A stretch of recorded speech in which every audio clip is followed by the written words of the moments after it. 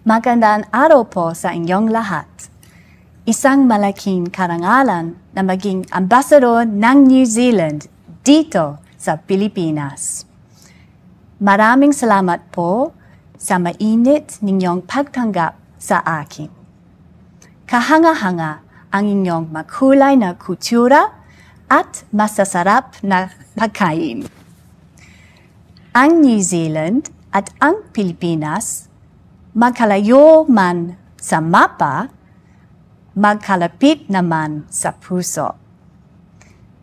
Patuloy natin palalimin ang ating pagkakaibigan at pagtutulungan. Kayo mismo ang puso ng ugnayan ito. Naway patuloy ang matibay nating pag-uugnayan. Hangad ko na mas marami pang pagkakataon na magkasama kayo tungo sa pag-unlad. Maraming salamat po. Ingat kayo lagi at kita-kits muli.